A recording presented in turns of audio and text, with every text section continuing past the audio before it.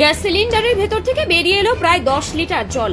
এই অদ্ভুত ঘটনাকে কেন্দ্র করে চাঞ্চল্য ছড়িয়েছে এলাকা জুড়ে। ঘটনাটি ঘটেছে ইসলামপুর পৌরসভার 13 নম্বর ওয়ার্ডের দক্ষিণপাড়া এলাকায়। ঘটনাটি জানাজানি হতে কৌতূহলী মানুষের ভিড় জমে যায় ওই বাড়ির সামনে।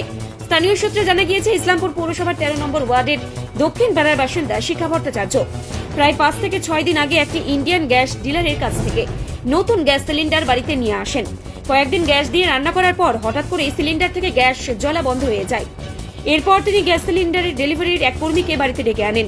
ওই কর্মী সিলিন্ডার পরীক্ষা করে প্রথমে জানান যে রেগুলেটর খারাপ হয়েছে। পরে রেগুলেটর পরিবর্তন করা হলেও সিলিন্ডার থেকে গ্যাস বের হচ্ছিল না।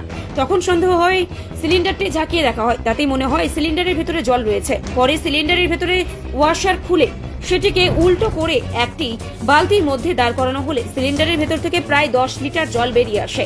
এই দৃশ্য দেখে হতবাক হয়ে যান উপস্থিত সবাই।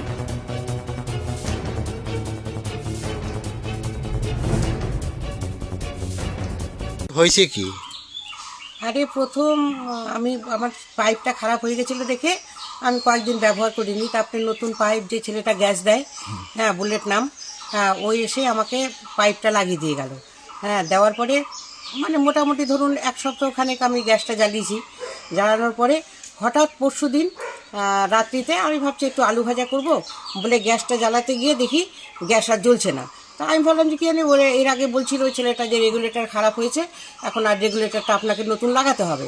তো কালকে আমি ছেলেটাকে ফোন করে বললাম যে ঠিক আছে বুলেট, তুমি এসে রেগুলেটর নিয়ে আসো, নিয়ে এসে লাগিয়ে দিয়ে যাও। ও এসে লাগানোর পরেও দেখি গ্যাসটা জ্বলছে না।